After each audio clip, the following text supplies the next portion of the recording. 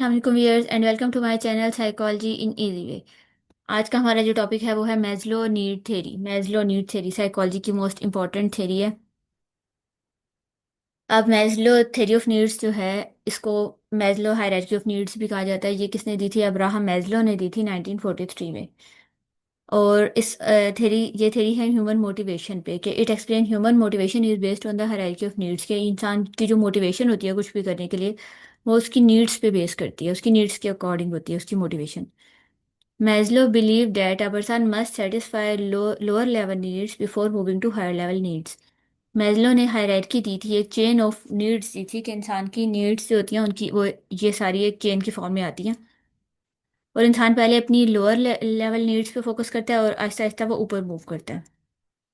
इन needs में आ जाती हैं physiological needs, safety needs, love and belongingness, esteem needs and self actualization. आगे चलते हैं कि a person must satisfy lower level needs before moving to higher level needs. मतलब पहले इंसान लोअर लेवल नीड्स पे फोकस करता है, बेसिक नीड्स पे, उसके बाद आगे मूव करता है। मैस्लो अरेंज ह्यूमन नीड्स इन 5 लेवल्स। तो मैस्लो ने ह्यूमन नीड्स जो थे उसको 5 लेवल्स में डिवाइड किया था, शोन लाइक अ pyramid। और इसको हम pyramid की फॉर्म में शो करते हैं। स्टार्ट किधर से होता है? Start from the most basic needs to the highest, मतलब नीचे से ऊपर की तरफ जाते हैं, बेसिक टू हाईएस्ट नीड्स। अब जैसे ये अब pyramid है, ये मैं अब दिखा देती हूँ। अब हम इनको वन बाय वन डिस्कस कर लेते हैं नीड्स को। सबसे पहले आ जाता है फिजियोलॉजिकल नीड्स। ये बेसिक नीड्स होती हैं, सबसे ज़्यादा बेसिक नीड्स होती हैं। These are biological needs which are necessary for survival. Physiological need में जो इंसान की नीड्स, इंसान को जिंदा रहने के लिए, जो इंसान को सर्वाइव करने के लिए ज़रूरी होती हैं, वो नीड्स होती हैं फिजियोलॉजिकल। फिजियोलॉजिकल नीड्स भी कहते हैं, बायोलॉजिकल नीड्स भी कहते हैं। For example food, water, air, sleep, temperature regulation, shelter, clothing, ये सब चीज़ें इंसान की बेसिक नीड्स हैं। People focus on this first before moving to other needs. मतलब पहले, सबसे पहले इंसान का फोकस इस पे होता है। अगर एक इंसान को फूड नहीं मिल रही है, वो भूखा है, तो फिर वो बैठ के पेंटिंग नहीं करेगा। मतलब वो आगे क्रिएटिविटी नीड्स पे नहीं जाएगा। अगर उसको फूड या एयर की कमी है, तो फिर वो एजुकेशन की तरफ नहीं जाएगा कि मैं ये डिग्री कर लेता हूँ। वैसे मतलब पहले ये वाली नीड्स आती हैं। इस नेक्स्ट पे आ जाती है सेफ्टी नीड्स। जब इंसान की बेसिक नीड्स मेट हों, तो फिर अब इंसान नेक्स्ट लेवल पे जाता है, जो कि होती है सेफ्टी सिक्योरिटी नीड्स।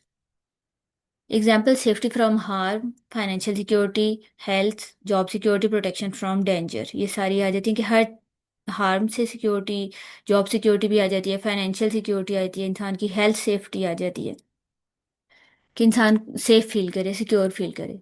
ये नीड्स आ जाती हैं। अब अगर आपकी फर्स्ट नीड्स मेट ना हो रही हो, बायोलॉजिकल नीड्स, तो इंसान सेफ्टी नीड्स पे भी जाना उसका मुश्किल होता है। जैसे अब एक बंदा, अगर उसको फूड नहीं मिल रही होती, तो वो अक्सर अपनी सेफ्टी को पर वो चांस ले लेते हैं। वो कुछ लोग फिर वो क्या करते हैं, चोरी करते हैं। चोरी में क्या होता है, उनकी सेफ्टी इश्यूज आ रहे होते हैं, उनको कोई भी तकलीफ हो सकती है, लेकिन वो उस वक्त उनके लिए बायोलॉजिकल नीड्स ज़्यादा इंपॉर्टेंट होती है। मतलब कि पहले आपकी आती हैं बायोलॉजिकल नीड्स, उसके बाद आती है सेफ्टी नीड्स। जब एक इंसान की सेफ्टी नीड्स भी पूरी हो रही होंगी, तो फिर वो जाएगा थर्ड लेवल पे। Third level love and belongingness needs. इनको सोशल नीड भी कहते हैं, कि इंसान को अपनी सोसाइटी में रहने के लिए रिलेशनशिप्स, लव की ज़रूरत होती है, एक्सेप्टेंस की। जो भी आपकी फैमिली हैं, लोग हैं, सोसाइटी से लव, एक्सेप्टेंस, बिलोंगिंगनेस ज़रूरी होता है। जिसमें फ्रेंडशिप्स आ जाती हैं, फैमिली लव आ जाता है, sense of belongingness to a group community, कि आप जिस ग्रुप में हो, जिस कम्युनिटी से बिलोंग कर रहे हो, तो लोग आपको मतलब लव लव एंड बिलोंगिंगनेस की ज़रूरत होती है from your family members, from all the community. Acceptance चाहिए होती है। उसके बाद आ जाती है esteem needs at the fourth level in Maslow hierarchy. Maslow hierarchy का में जो फोर्थ लेवल है, वो है is the need of appreciation, recognition, respect. Once the needs at the bottom three level have been satisfied, the esteem needs begin to play a most prominent role in motivating behavior. जब पहले 3 level की needs पूरी हो रही हो, फिर इंसान fourth level पे जाता है, जो कि एस्टीम नीड्स आ जाती हैं। एस्टीम नीड्स सेल्फ कॉन्फिडेंस से रिलेटेड भी होती हैं। इसमें इंसान को appreciation, recognition, respect, confidence, achievement, ये सारी चीज़ें ज़रूरी होती है। कि इंसान कोई काम करे, उसको रिकॉग्निशन चाहिए होती है, लोग उसकी रिस्पेक्ट करें, उसको एक्सेप्ट करें, अप्रिशिएट करें। ये सारी आ जाती हैं एस्टीम नीड्स। उसके बाद आ जाती है सेल्फ एक्चुअलाइजेशन। सेल्फ एक्चुअलाइजेशन कहते हैं अपने आप को पहचानना, कि अपने आप के अंदर कौन कौन सी एबिलिटीज़ हैं, पोटेंशियल्स हैं, उनको पहचानना और उस पर काम करना। At the very peak of Maslow hierarchy are the self actualization needs. सबसे टॉप नीड जो होती हैं वो होती है self actualization needs. Self actualization means becoming the best version of yourself. अपने आप का बेस्ट वर्जन बनना, मतलब अपनी जो भी एबिलिटीज है उसको पहचान के उनको इम्प्रूव करना, उन पर काम करना। सेल्फ एक्चुअलाइजिंग पीपल कैसे होते हैं? सेल्फ अवेयर होते हैं, concern with personal growth, they are less concern with the opinion of other, interested in fulfilling their potential. वो औरों के ओपिनियन पे इतना डिपेंड नहीं करते, वो अपने अपनी ग्रोथ पे काम करते हैं। सेल्फ सेंटर्ड मतलब सेल्फ सेंटर्ड नहीं, मतलब सेल्फ अवेयर होते हैं, और वो लोगों के ओपिनियंस के बजाय वो अपने ऊपर अपनी ग्रोथ पे फोकस करते हैं। इसमें सेल्फ एक्चुअलाइजेशन में आती है क्रिएटिविटी, कि इंसान अपनी जो भी क्रिएटिविटी है, पोटेंशियल है, उसको फाइंड आउट करे, पर्सनल ग्रोथ पे काम करे, प्रॉब्लम सॉल्विंग उसकी अच्छी हो जाती है, अचीविंग फुल पोटेंशियल के अपना जो भी पोटेंशियल है। अगर एक इंसान की मैनेजमेंट स्किल अच्छी है, मैथमेटिक्स स्किल्स अच्छी हैं, आर्ट स्किल अच्छी हैं, तो जो भी स्किल है उसको उसके टॉप पे लेके जाए। सेल्फ एक्चुअलाइजेशन का मतलब होता है to become the best version of yourself. अपने आप को पहचानना और अपना बेस्ट वर्जन बनना, जो भी आप में एबिलिटीज है उसको पहचान के इम्प्रूव करना। तो अकॉर्डिंग टू मैज्लो थ्योरी, ये जो सारी पांचों हमने नीड्स पढ़ी हैं, ये एक चेन में आती है। सबसे पहले फिजियोलॉजिकल नीड्स हैं। अगर एक बंदे को फूड अवेलेबल नहीं है तो उसको आगे एस्टीम नीड्स उसकी जो होंगी खुद ही डिस्टर्ब होंगी, उसका कॉन्फिडेंस लेवल भी डिस्टर्ब हो जाएगा, और रिकॉग्निशन भी, रिस्पेक्ट भी, हर चीज़ उसकी डिस्टर्ब हो जाती है। अगर एक इंसान सेफ नहीं है, उसको सेफ्टी कंसर्न है, तो फिर वो आगे सेल्फ एक्चुअलाइजेशन की तरफ नहीं जाना उसका मुश्किल है, कि वो अपने पोटेंशियल्स को फाइंड आउट नहीं कर सकेगा। अगर वो हर वक्त थ्रेटन फील करेगा, वो अपने आप को सेफ नहीं फील करेगा, तो वो अपने पोटेंशियल को फाइंड आउट करना, उसको ग्रो करना मुश्किल होगा। तो मैस्लो ने क्या कहा था कि Maslow hierarchy of need is often displayed as a pyramid। Maslow की नीड जो थ्योरी है इसको हम एज अ pyramid, ये शेप होती है इसकी फॉर्म में, इसको डिस्प्ले करते हैं। और lowest level needs basic needs होती हैं, और आहिस्ता आहिस्ता इंसान आगे कॉम्प्लेक्स नीड्स की तरफ मूव करता है। फ्रॉम ये नीड्स जो है from below to top level आती हैं। अब इसकी हम एक डेली लाइफ एग्जांपल देख लेते हैं, एजुकेशन से रिलेटेड देख लेते हैं कि ये नीड्स कैसे होती हैं एक स्टूडेंट की ज़िंदगी में, फिजियोलॉजी कैसे ये नीड्स हो फिर फुलफिल होती हैं। सबसे पहले आती है फिजियोलॉजिकल नीड्स, जो कि सबसे पहले स्टूडेंट की फुलफिल होनी चाहिए।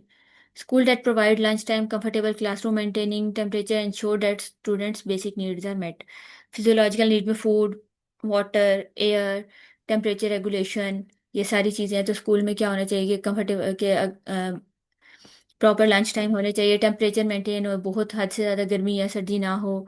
और अगर एक बच्चे को भूख लगी होगी तो वो आगे आप पढ़ नहीं सकेगा, एजुकेशन पे अपने फोकस नहीं कर सकेगा। या एक बच्चे के स्लीप इश्यूज हैं तो वो आगे उसका पढ़ना मुश्किल होगा। या टेम्परेचर बहुत ज़्यादा है, गर्मी सर्दी बहुत ज़्यादा है, तो फिर भी वो फोकस नहीं कर सकेगा टीचर के लेक्चर पे। अब नेक्स्ट में आई थी है safety needs. Schools with anti bullying policy, secure facilities and a stable learning environment contribute to student sense of safety. अगर एक बच्चे को फॉर एग्जांपल स्कूल में बुली किया जा रहा है, तो फिर क्या होगा कि उसके अंदर एक फियर आ जाएगा, उसको स्कूल से डर लगने लग जाएगा, और फिर वो क्या करेगा कि जब वो हर वक्त डरता ही रहेगा तो फिर वो अपनी पढ़ाई पे फोकस नहीं कर सकेगा। तो सेकंड नंबर पे क्या ज़रूरी होती है? सेफ्टी नीड्स के एक सिक्योर एनवायरनमेंट ज़रूरत होता है। फिर थर्ड पे क्या आता है कि लव एंड बिलोंगिंगनेस। इसमें पॉजिटिव इंटरेक्शन आते हैं सोसाइटी के साथ, कि सोसाइटी में जो भी लोग हैं उनके साथ एक वो आपको एक्सेप्ट करें, आपको रिस्पेक्ट करें।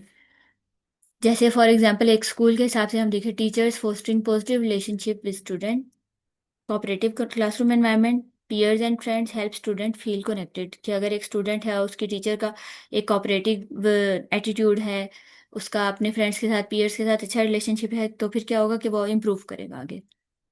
नेक्स्ट आ जाती हैं एस्टीम नीड्स। एस्टीम नीड्स में academic achievement, praise, recognition in school activities boost student self esteem.